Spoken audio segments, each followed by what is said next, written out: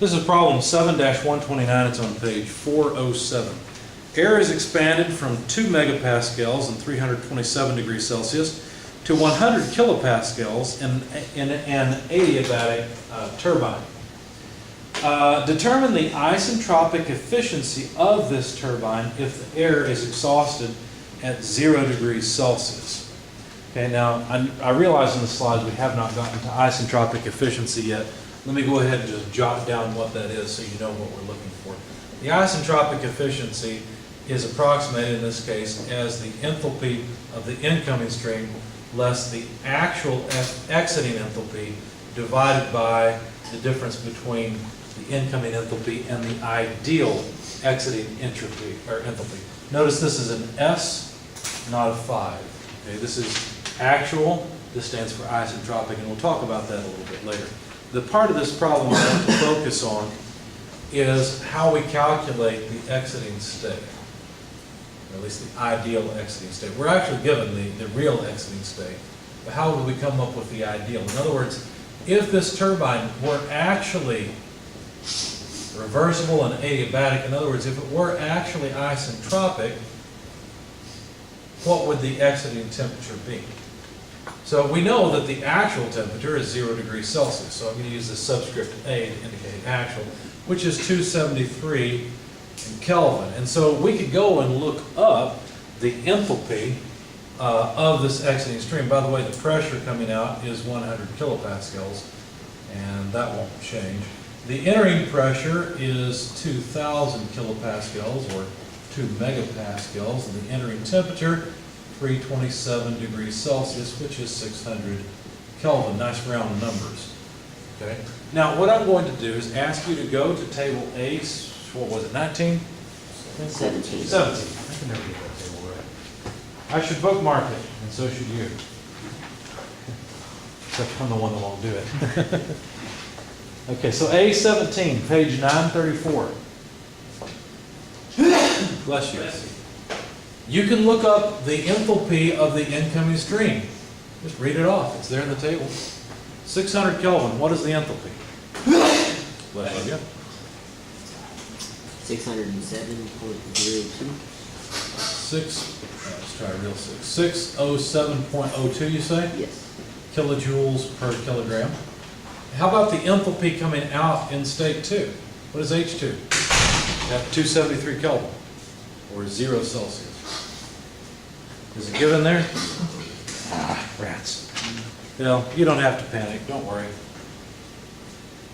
By interpolation, I found that it was 273.12 Kelvin. Why did I write Kelvin? Kilojoules per kilogram. Notice the enthalpies are really darn close to the temperatures. That's true throughout this table. As you get farther and farther away from from the low temperatures, basically, they separate a little more, but they're still pretty close. Okay, a decent 0.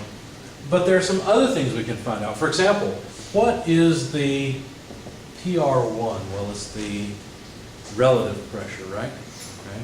So PR1, we could just look that up. So at 600 Kelvin, what is PR1? 16.28. Okay. And how about PR2? Well, we could use the temperature and look it up. Of course, you would have to interpolate. Don't worry, I did that for you too. PR2, oh no, that is right. No, I didn't do that. Hang on. Let me back up. Because this is the actual temperature, right? So there's some irreplaceability in this turbine. So PR2 based on this temperature actually makes no sense because this is the real temperature coming out. We'd like to find the ideal temperature coming out. Just thinking of that backwards. Okay? Well, what do we have so far? Well, we've got H1s. We've got H2A.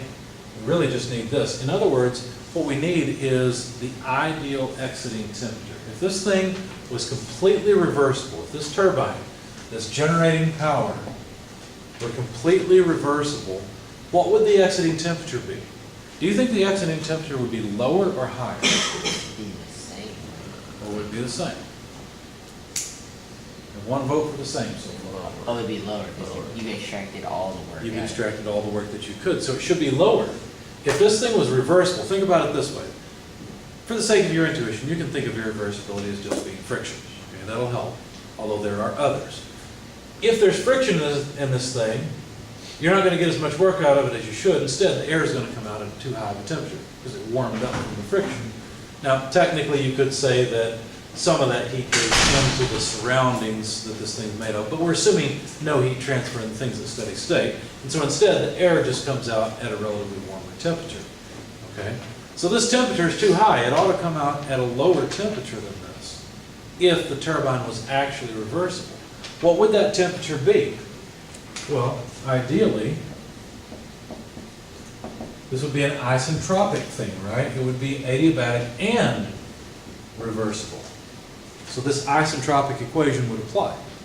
Now, it doesn't apply to the real system, but it would apply to the ideal system. And so we could calculate PR2 based on PR1 and pressure ratio, right?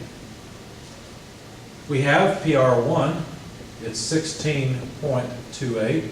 We have the pressure at the exit, that's 100 kilopascals. The pressure at the entrance is 2,000.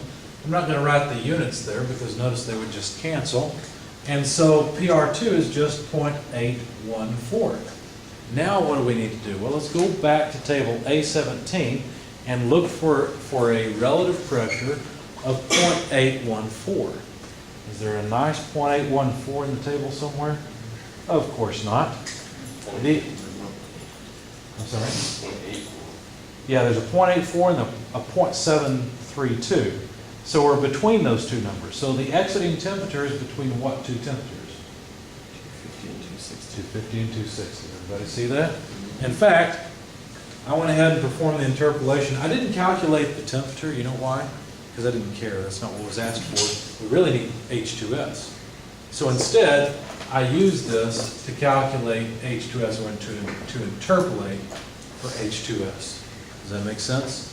You can get either one you want, right? It just depends on what you want. So when I did that, I found that it was 257.62 kilojoules per kilogram. What do you think the approximate temperature coming out is? Right around there. Right around there. Because the enthalpies are darn close to the temperatures. Okay. All right, so now we can calculate the isentropic efficiency of this turbine. All we have to do is plug in the numbers and see how much time we have. We have enough time to plug this.